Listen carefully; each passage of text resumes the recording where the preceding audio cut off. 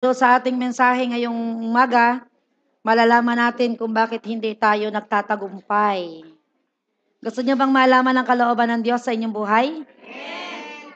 Amen? Parang yung iba wala pa sa sarili. Gusto niyo bang malaman ang kalooban ng Diyos sa inyong buhay? Sabihin mo sa katabi mo, makinig kang mabuti. Huwag kang matutulog. No? Magto-2015 na po, so kailangan na po nating malaman ang kalooban ng Diyos sa ating mga buhay. Please pay attention. Kasi nakataya po dito, no? Sa ating pakikinig, ang ating magiging future, ang ating magiging destiny. Amen? Mukhang meron tayong taga-13 dyan. Ang sabi dito, no? Ang ating topic for today, how to know God's will in your life. Gusto niyo bang malaman kung ano ang kalooban ng Diyos sa inyong buhay? Amen. Alam niyo bang napakahalaga na ikaw ay nasa loob ng kalooban ng Diyos?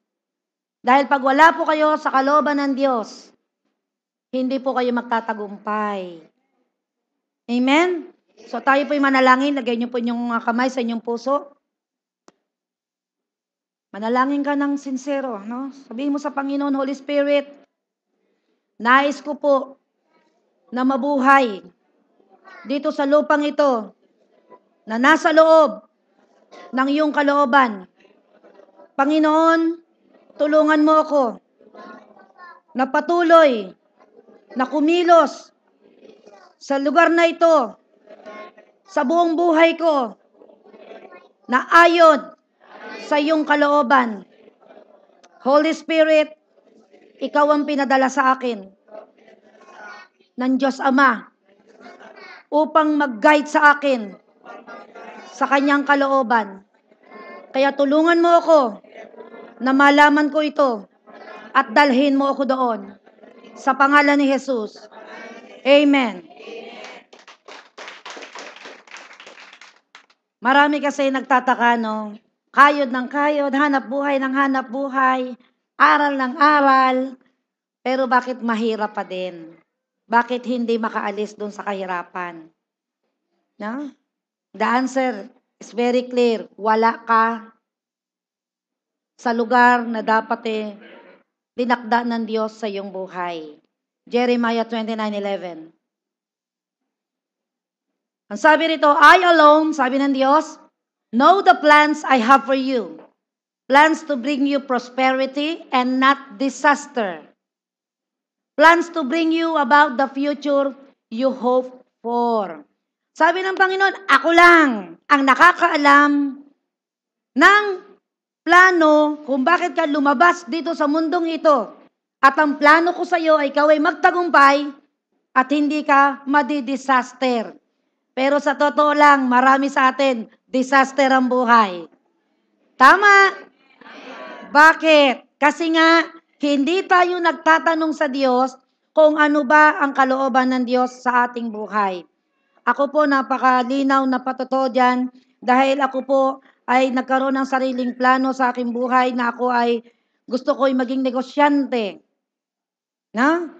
Pero nung ako po'y naging negosyante, disaster ang nangyari sa buhay ko. Marami akong na-acquired na properties pero laging may nambubuhos ng asido ng sasakyan ko. Lagi ako inaaway, lagi ako hinihiya. Tinanggal ako sa trabaho, nawalan lahat ang aking pinagpaguran. Bakit? Kasi wala ako sa kalooban ng Diyos. Amen? Hindi ko kasi alam na meron palang plano ang Diyos sa buhay ko dito sa mundong ito. Akala ko, pinanganak lang ako ng nanay ko, tapos na. At ako na ang magdidesisyon kung ano na ang gusto kong kurso. Wala akong pagtatanong sa Diyos. Napakalinaw pala ng Jeremiah 29:11. I, alone, ako lang ang nakakaalam ng plano sa inyong mga buhay dahil ako ang lumikha sa inyo. Ang Diyos din ang nagdesisyon na ikaw ay lumabas dito sa sanlibutan ito. At kaya pala tayo niloob ng Diyos na mamuhay sa mundong ito. Para pala tayo magtagumpay. Amen? No? Pero marami nga sa atin hindi nagtatanong. Tatanungin mo naman, papaano ba nalalaman ang kalooban ng Diyos. Dahil ayoko nang ma-disaster, sawan-sawa na ako sa buhay ko. Kayo ba'y sawan-sawa na? Sa kahirapan? Amen. Nandito po yung sagot. Verse 12.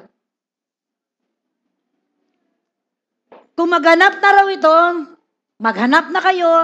Kapag kayo nagtatanong na raw, dumating na sa buhay ninyo na ikaw pala ay lumabas sa mundong ito, hindi dahil aksidente lang. Ikaw pala ay lumabas dito dahil may plano sa iyo ang Diyos. Gusto ng Diyos na magawa mo ang kanyang kalooban sa pamamagitan mo. Para pala malaman ang kalooban ng Diyos, sabi mo sa katabi mo, kailangan mo palang mag-pray. Yan. Kaya sabi ng Jeremiah 29:12, kung maganap na ito, ibig sabihin, malaman mo na ikaw pala nandito sa mundong ito, hindi dahil gusto kang ilabas ng nanay mo, kundi gusto ng Diyos na gamitin ka. Amen. Ang sabi ng Diyos, kayo'y tatawag sa akin. So, kailangan pala tayong tumawag sa Kanya. At pag ikaw tumawag, kailangan lumapit ka daw. Lalapit ka sa Diyos at dadalangin sa akin. At ang sabi naman ng Diyos, hindi Kanya itataboy. Sabi niya, diringgin kita. Dahil ako ang may gusto nun na malaman mo kung ano ang plano ko sa buhay mo at kung ano yung plano ng Diyos, tiyak ang tagumpay mo. Amen? Verse 13, at ang sabi nito, at ang paghahanap daw sa Kanya, hindi basta-basta. Sabi nito, kapag hinanap niyo ako, sabi ng Diyos, ako'y inyong matatagpuan. Kung buong puso daw natin siyang hahanapin. Yung iba kasi, Lord, ano po ba ang kalooban mo sa buhay ko? Diba? Pero wala lang, half-hearted. Hindi buong puso. Para bang sway-sway lang, laro-laro lang. No? Ako po nung ako'y bumaksak, dahil lahat ng pinaghirapan ko, dahil wala pala ako sa kalooban ng Diyos, nawala. At hindi lang yun, talagang disaster. Dahil maraming dumating sa akin na tao na manloloko, na-demanda pa ako, di ba? Wasak ang buhay ko. At pati yung kasama ko sa pagpapautang, lagi akong minumura, hinihiya, dahil nga wala ako sa kalooban ng Diyos. Dahil wala ako sa kalooban ng Diyos, parang ganito yun ito yung will of God, ito ako, yung bulaklak. No? Lumabas ako sa kalooban ng Diyos At dahil nasa labas ako, anong mangyayari sa akin? Aatakihin ako ng kaaway. Amen? At nung ako'y nasa kahirapan na, sobra ng baksak, lahat, lugmok, zero. Naging zero po yung ari-arian ko. Lahat ng aking na-provide, nawala po talagang lahat. Pero doon ko hinanap ang Diyos. Sabi ko, Panginoon, kung ano po yung kalooban mo sa buhay ko, dalhin mo ako doon. Ni hindi pumasok sa isip ko na ako'y tatawagin ng Panginoon. Pero nung ako'y tinawag ng Panginoon, hindi pa ako umalis sa pagpapautang, right? Alam nyo ba, nung ako'y maging pastor, hiyang-hiya ako. Bakit? Kasi may lalapit sa akin, Pastora, pa-renew.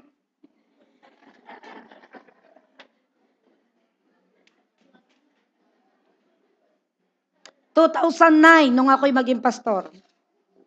Kailan ako bumitaw? 2014. May nangyari pa nga po, nandito pa ako sa pulpito. Pumanik, akala ko may tatanong. Dito pa lang nagsabi na. Hiyang-hiya po ako at pinagalitan ko yon. Dahil marami nagsisimba dito dahil uutang lang pala. Meron silang masamang motibo sa akin. No? Hanggang sa ako'y nagkaroon ng desisyon na bumitaw sa negosyo ngayon. At ngayon po, ngayon ko naranasan, dahil ako'y nasa kalooban na ng Diyos, ako pala tinawag na pastor, hindi pala ako tinawag na negosyante. Ngayon ko po nararanasan yung buhay na masagana, tahimik ang puso, tahimik ang isipan, may kapayapaan po ang aking buhay. Nadala ko ang mga kapatid ko, magulang ko, pati kayo ay naririto. Bakit? Kasi ginagamit ako ng Diyos dahil ako ay nasa Kanya ng kalooban. Hindi ka pwedeng gamitin ng Diyos na nandito ka. Nalabas ka sa kalooban ng Diyos. Dahil ang tawag po doon, sabi nyo, self-will. Hindi God's will. Amen? Kaya yung iba kita nyo nasa abroad, bakit disaster ang buhay? Bakit napahamak? Nag-abroad, pumasok ng katulong. Andun, pagdating doon, binugbog, binutasan ng paa sa paa. Meron po ako isang ganyang kasama. Pinag-pray pa sa akin. Sabi ko, alam mo kung ako ikaw, hindi ko palalakarin yung anak mo. Ilang buwan lang po doon, 3 buwan. Pagdating dito, payat na payat. Hindi pinapakain. Isang tinapay lang daw. At binutasan pa ng yung paa niya dito. Umuwi po rito, tulala. Bakit? Kasi nga wala siya sa kalooban ng Diyos. At hindi ka pwedeng proteksyonan ng Diyos dahil wala ka nga sa loob. Kaya napakahalaga po na malaman natin ang kalooban ng Diyos sa ating buhay. At salamat sa Diyos at ako'y umalis na sa pagpapatubo. Alam niyo ba ibig sabihin ng interest? Interest means, ang root word po nito ay bite of the serpent. Kagat ng makamandag na ahas. Tinutuklaw mo ang tao, kaya yan, pagka ikaw nagpautang, ang mga may utang talagang patay, tulala, dahil nakagat ng ahas eh. Amen? So, hindi kalooban ng Diyos. Salamat at ako po ay nakalabas na. At ako'y nakabalik na uli sa kalooban ng Diyos. Nakalis na po ako sa pagkakabihag ni Satanas. At yung iba sa atin, alam ko nandun pa. Kaya hanggang ngayon, naghihirap. Sabi nga ng Panginoon, tapos meron pang alone. Ako lang ang nakakaalam kung paano kayo magtatagumpay. Dahil ako nagdesisyon para ikaw ay lumabas sa mundong ito. At ano ang ginawa natin? Ako mismo, hindi ko na kayo gagamitin. Ako na. At para malaman ko ang kalooban ng Diyos sa buhay ko, akala ko, pumunta po ako saan? Sa manghuhula. Doon ako nagtanong. Pala, meron palang pinadala sa atin ng Diyos na banal na Espiritu. Ang sabi ng John 14:26, no? Ang sabi nito, the Helper, the Holy Spirit, whom the Father will send in my name, will teach you, sabi nito, everything. And make you remember all that I have told you. Sabi ng Panginoon, pag kayo born again na, pag kayo ay nabuhay na sa Espiritu, no? Para mamuhay ka ng ayon sa plano ko, no? Ipadadala ko sa iyo ang banal na Espiritu para siyang magtuturo sa iyo ng lahat ng bagay. Para magtagumpay tayo at para akayin tayo unti-unti doon sa plano ng Diyos. Amen? Ang nangyari nanay ko tinanong ko, kapatid ko, manghuhula, dayo ako ng dayo, Mendez, Tagantay, Maragondon, punta ako ng punta, tanong ako ng tanong sa manghuhula. Ang tinatanong ko pala ay evil spirit, not the Holy Spirit. Meron bang katulad ko? Mami na kayo.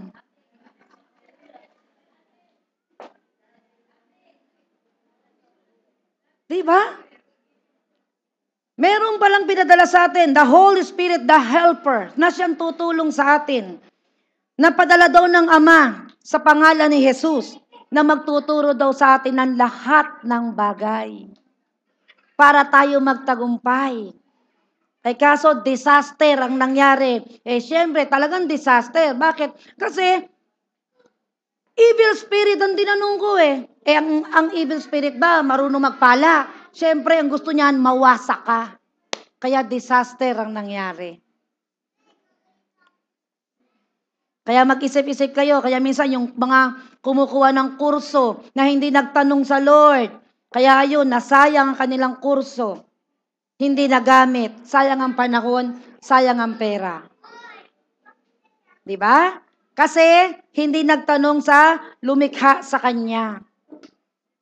Ang ginawa niya ay self-will. Kaya nga sabi ng Mateo 7:21-23, hindi daw lahat ng tumatawag sa akin ng Panginoon, Panginoon.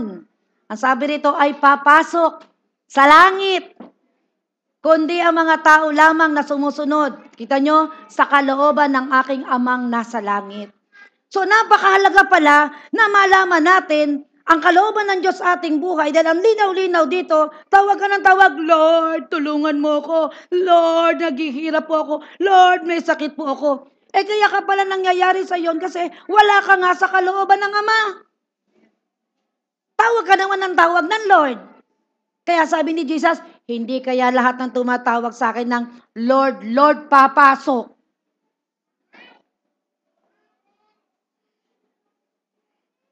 Ganito palang kahalaga ang will of God sa ating buhay. Sabi mo, born again naman ako eh. Natawag nga ako lagi kay Lord. Lagi nga ako nagpe-pray kay Lord. Eh wala ka naman pala sa kalooban ni Lord. Kaya sabi ng verse 22, sa araw daw ng paghuhukom, at tiyak po ito'y darating, haharap po tayo isa-isa sa hukuman ni Kristo. Marami daw ang magsasabi sa Panginoon, Panginoon, hindi po ba kami ay nagpahayag ng mensahe mula sa Diyos?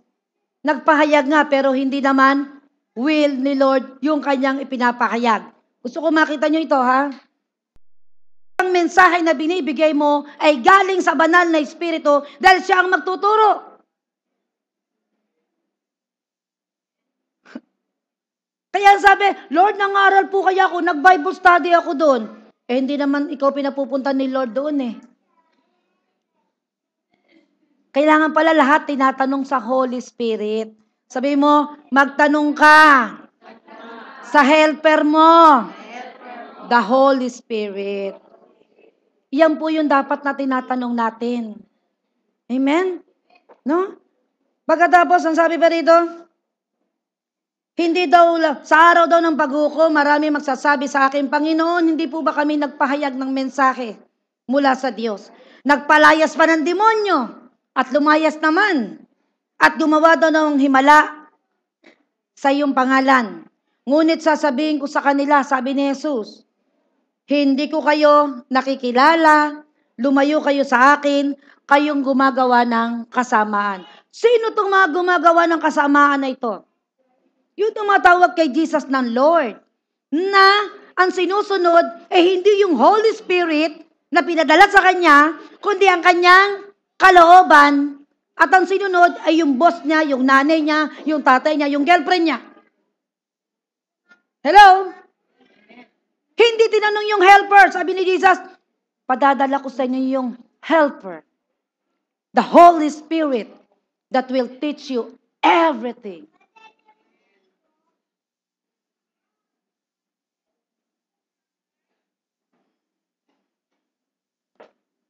Napakadelikado pala, no? Hindi ko mo pala ganito nagme-mensahe ako. Ito yung gusto kong mensahe. Kaya alam nyo, malimit dumating sa akin. Minsan may ginagawa na ako, hindi pa natutuloy. Kasi, I always ask the Holy Spirit, what is your message?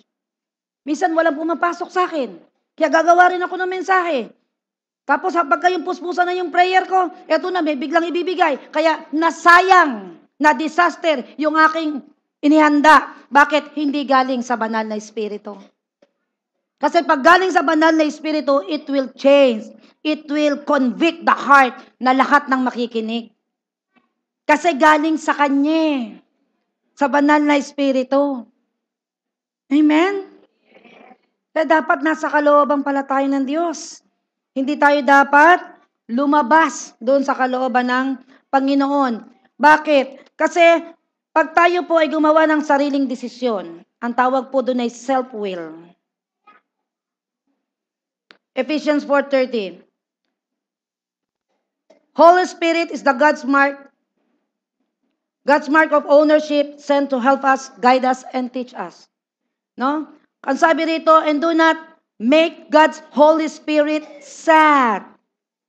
For the Spirit is God's mark of ownership on you.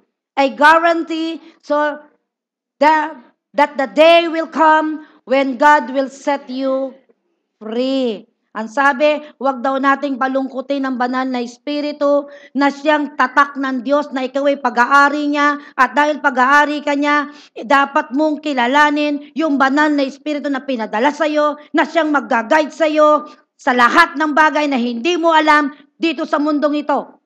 Because God is the beginning and the end. He knows the future. Ba't hindi natin siya tanungin?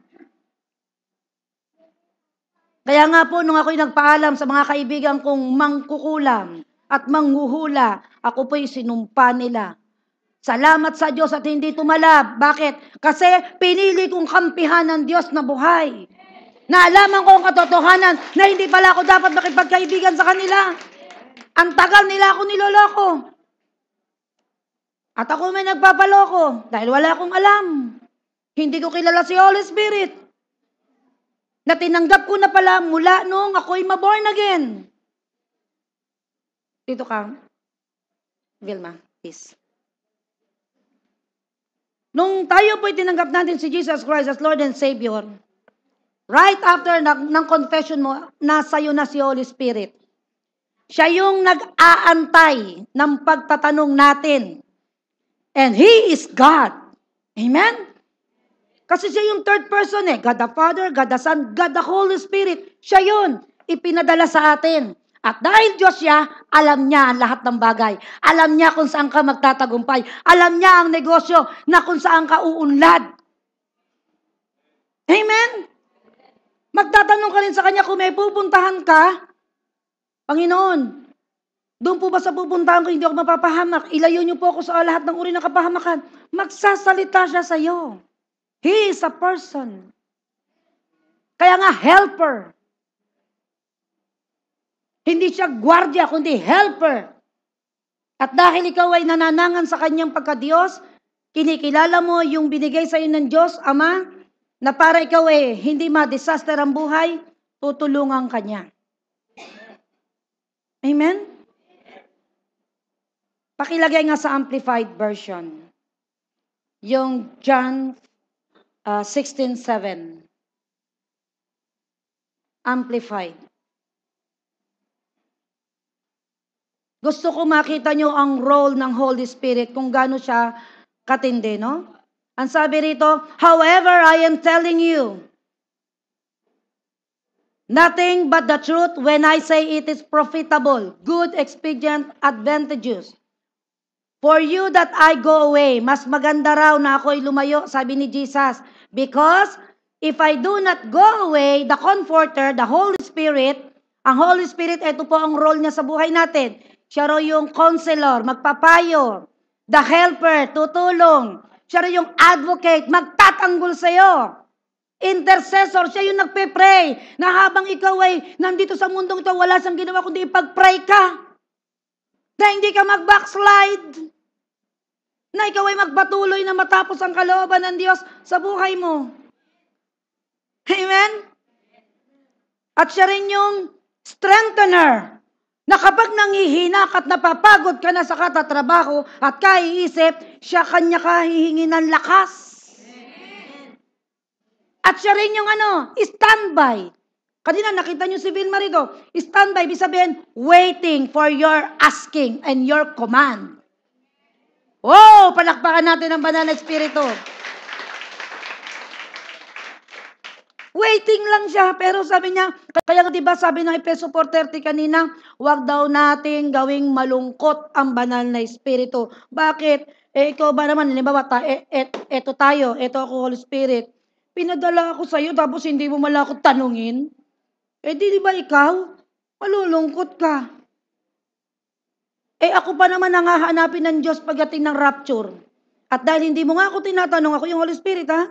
Dahil hindi mo nga ako tinatanong, layasan kita. Hindi mo ako kinikilala Kaya sabi ng Diyos, ingatan daw natin na huwag mapighati, malungkot, masaktan ng damdamin ng Holy Spirit. Dahil on the day of rapture, siya daw yung God's mark, siya daw yung tatak na iiwanan, na hahanapin ng Diyos sa bawat Kristiyano na mararapture.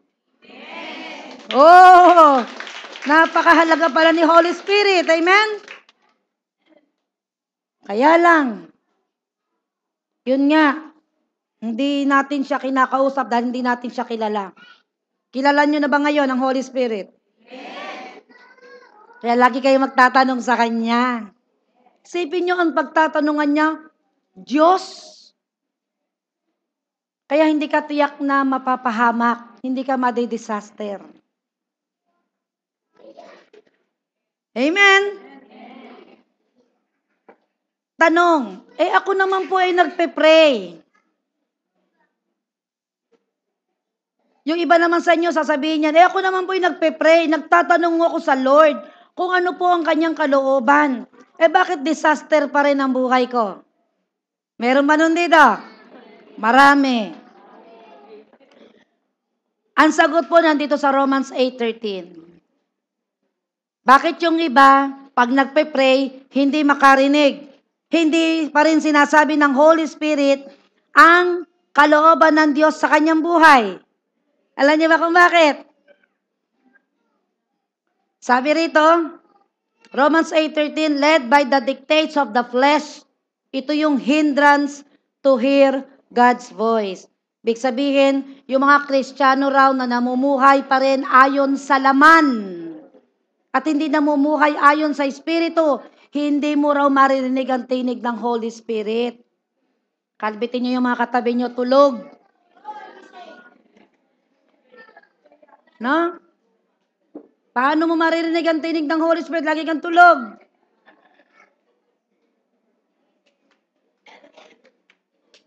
Ang sabi ng Romans 8:13, sapagat mamamatay kayo kung namumuhay kayo sa katawang makalaman. Ngunit kung pinapatay daw natin sa pamamagitan ng Espiritu ang gawa ng katawang makalaman, mabubuhay kayo. Ano ba yung makalaman na sinasabi? Yan yung Kristiyanong namumuhay sa laman, ibig sabihin namumuhay sa galit, namumuhay sa tampo, namumuhay sa takot, namumuhay sa pag-aalala. Kaya hindi mo marinig, namumuhay pa rin sa kasalanan, sa madaling salita. Nasa kasalanan pa rin, hindi nagbabago. Kaya hindi makarinig ng tinig ng Diyos. Yung palang alam nyo ba ang worst enemy natin? Sabihin mo, sarili ko. Yan. Ang demonyo pala ay hindi pala worst enemy. Bakit? Kasi ang demonyo po, pagka sinabi mong lumayas kang demonyo ka sa pangalan ni Jesus, lalayas yun. Ang sarili mo, mapapalayas mo ba? Sabihin mo, tumigil ka. No? Pinatitigil ka na nga ng iba na huwag kang magdadakdak dyan. Ayaw mo pa rin magpakontrol eh. No? Kaya ang pinaka-worst enemy natin ay ang ating mga sarili.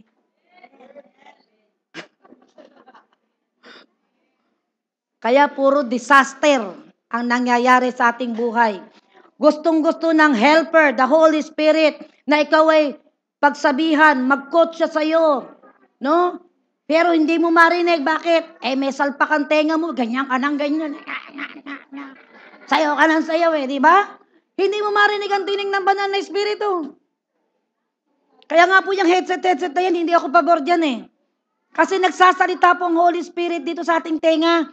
That's why our ears is the faith gate. Ito po yung gate ng pananalig. Paano ka magkakaroon ng pananalig kung pinakikinggan mo ay puro mga rock? Amen? So, kaya pala hindi makarinig yung ibang Kristiyano, napakaalab, ang tagal ng Kristiyano na katulad ko, hindi nakakarinig ng salita ng Diyos. Sabi ko noon, paano ba naririnig ang tinig ng banal na Espiritu?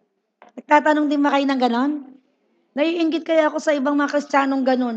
Oy, sabi ni Holy Spirit, ganito daw ang gawin ko. Sabi ko, paano niya kaya nalalaman? Kaya pala, tumalikod na pala yung sa kasalanan. Kaya nga, Holy Spirit Ang kanyang sasabihan, ang kanyang i-guide ay yung mga namumuhay sa holiness. Kasi Holy Spirit nga siya Kaya pag hanggang ngayon unholy pa rin ang ginagawa mo at puro kabalbalan pa rin, ang Holy Spirit lungkot na sa'yo. Di ba may mga yaya? Visit na visit doon sa mga batang makukulit. Di ba? Ganon din kaya ang Holy Spirit, visit na sa mga anak ng Diyos na makukulit.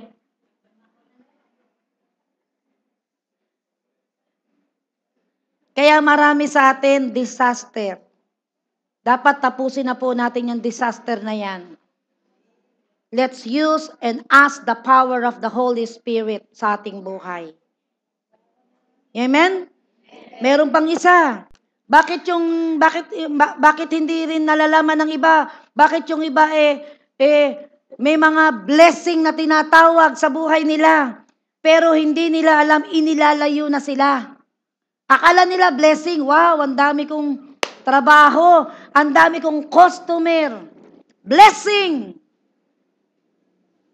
Hindi mo nakikita ang pagkilos ng worldly spirit. Hindi ka na godly, naging worldly ka na. Ito munang 1 Corinthians 2:12. Ang sabi rito, ang tinanggap natin ay hindi daw ang espiritu ng sanlibutan, kundi ang espiritu na mula sa Diyos upang maunawaan natin ang mga kaloob niya sa atin. Yung iba, na born again, pero masyadong worldly. Ang sabi ni Pablo, hindi kaya worldly spirit ang tinanggap ninyo. Bakit hanggang ngayon worldly ka pa rin? Nasaan yung pagiging godly mo?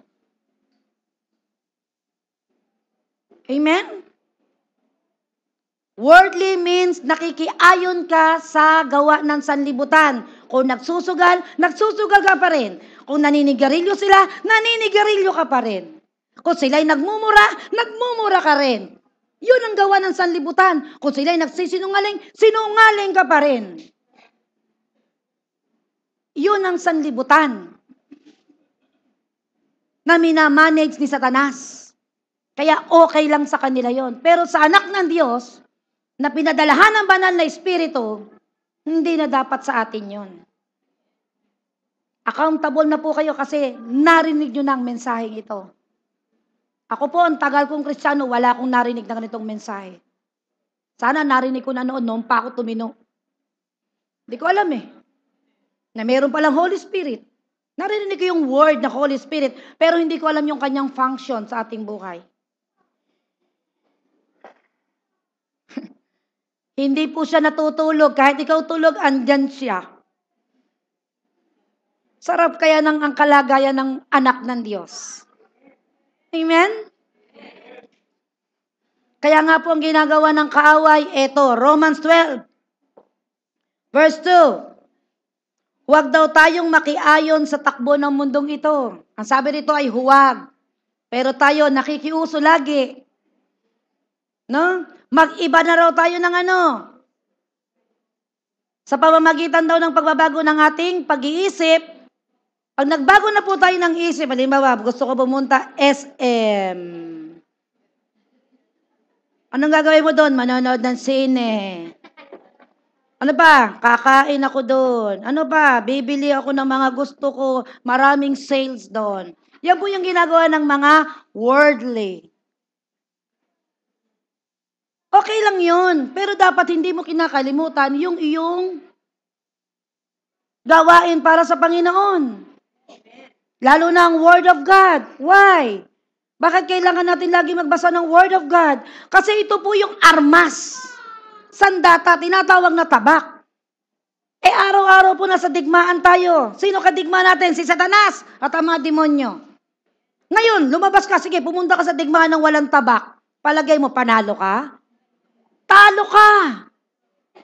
Kaya the Word of God is very important to every Christian. Kaya hindi nyo ba napupunan pag nagbasa ng Bible, tulog ka? Bakit? Kasi this is very powerful.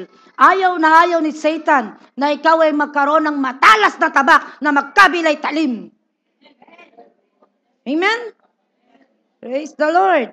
No? At ang sabi rito, kaya pala sabi ng Diyos, huwag kang makiayon sa sanlibutan. Bakit? Kasi pag ikaw ay nakikiayon pa rin sa ginagawa ng taga-mundo, nagchichismis ka pa rin, ang sabi ng Romans 12:2, hindi daw natin malalaman ang kalooban ng Diyos sa buhay natin.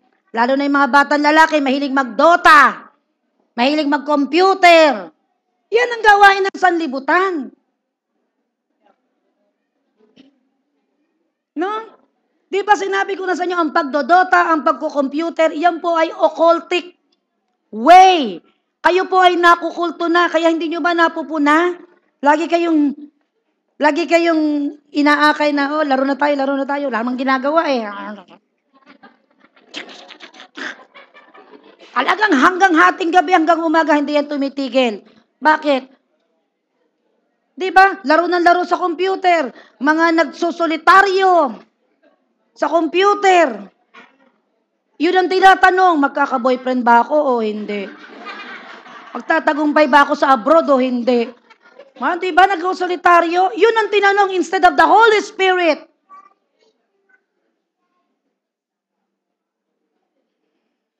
Kaya ayun, disaster ang buhay.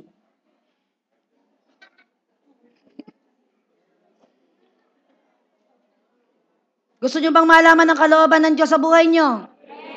Sabi ng Romans 12:2, huwag ka nang makiayon, makiuso sa sanlibutan. Bakit kaya? Kasi tayo po dating taga sanlibutan. Makinig. Sabi mo ako ay dating taga sanlibutan. Pero alam nyo ba na hinanpik tayo ng Panginoon mula sa sanlibutan? Pinili niya tayo. Bakit? Para maging anak niya. At lahat ng anak niya, binigyan niya ng helper. Kumbaga, yaya. Na para lumaking maayos, matino. Kaya lang yung pinadala, hindi kilala. Kasi hindi siya nakikita. Kaya pupunta doon sa manghuhula na nakikita. At malakas magsalita ng kasinungalingan. Ganun ako noon eh. Tuwan-tuwa ako noon, nagbabayad ako, libo-libo. May regalo pa akong dala. Puro kahangalan ang aking pinagagawa, kaya na-disaster po ang aking buhay. Romans 8:14, last verse.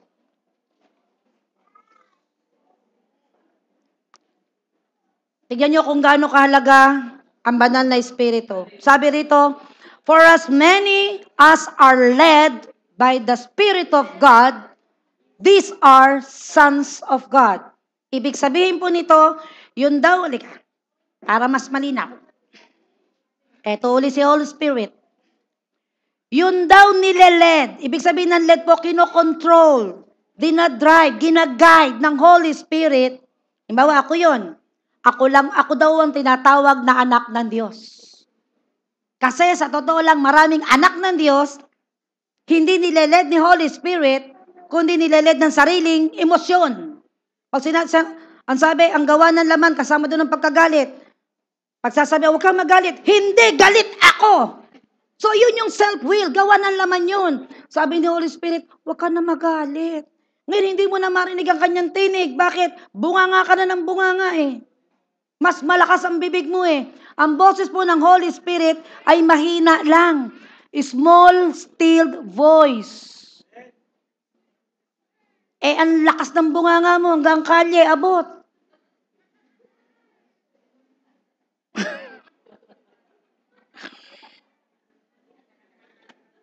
Sabi ni Holy Spirit, ayaw ako pakinggan.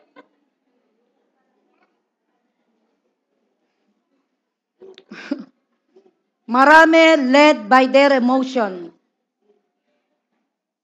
Led by the flesh. They not live by faith, but live by sight. Sons of God, alam niyo ba kung sino-sino itong sons of God? These are children of God. Sino yung children of God? Alam niyo ba ibig sabihin ng sons?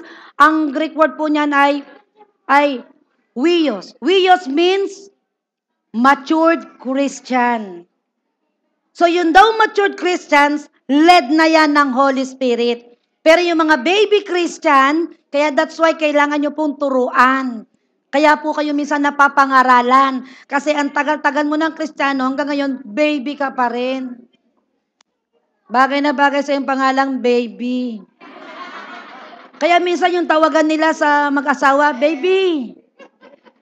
Kaya minsan inaawat ko, huwag mo nang tawagin baby yan. Kaya hanggang ngayon, baby ang utak. Diba? Life and death is under your tongue. Dapat love, mahal. Tawagan ni na mine. Akin ka lang. Selfish naman, ano? Kasi mine eh. Kaya tuloy pati si Kiyo, mine. Yun din ang tawag sa kanya. No? So, kailangan na po natin maging matured. Ang sabi rito, ito po ay napakalaking katotohanan. Yun lang daw pong ginaguide, nileled, kinokontrol ng Holy Spirit. Yun lang daw po yung anak ng Diyos. At yung anak ng Diyos na yun na led by Holy Spirit, yun daw lang po ang papasok sa langit. Di ba malungkot pag naiwan kayo? Kasi sabi niya, ba't ako naiwan? Simba naman ako ng simba tuwing linggo. Led by the flesh ke. You are live by your emotion. Live by sin ka. You are not live by holiness. Kayo po ba'y natuto? Amen. So ngayon, tumayo po tayong lahat at simulan na natin ang pagtatanong sa Diyos, sa banal na Espiritu, kung ano ang kalooban ng Diyos sa ating buhay. Dahil tiyak po na tayo magtatagumpay. Amen po. Kami tayo, sawan-sawa na ako, pati sa disaster. Kailangan matigil na ang pandaraya sa atin ng kaaway. Hindi po tayo namumuhay dito para sa sarili lamang. Mamuhay tayo sa pag-akay ng banal na Espiritu, sa kanyang tulong. Para hindi ka na lagi iyak ng iyak. Diba? Kasi disaster ang dami. Amen? So ngayon po kayo ay tumungo at tanungin niyo po ang banal na Espiritu. Holy Spirit, ngayon nalaman ko po na ikaw lamang po pala ang nakakalam kung ano po pala ang plano ng Diyos sa aking buhay at kung saan ako magtatagumpay. Hinihingi ko po ngayon, banal na Espiritu, ang iyong tulong, ang iyong boses, ang iyong guidance sa aking buhay. Mula ngayon, bumapayag na po ako, banal na Espiritu. Sabihin nyo ng malakas, kontrolin mo ako, banal na Espiritu. Akayin mo ako. Dalhin mo ako sa kalooban ng Diyos. Nais ko po na magtagumpay habang ako ay nabubuhay sa mundong ito. Panginoon, isinusuko ko po sa iyo ang aking buhay. Ikaw ang aking Diyos na tunay na nagmamahal sa akin, na may nais na ako'y magtagumpay. Patawarin mo ako, Panginoon, sa maraming taon na gumawa ako ng sariling desisyon. Patawad po, Ama, sa pangalan ni Jesus. Amen.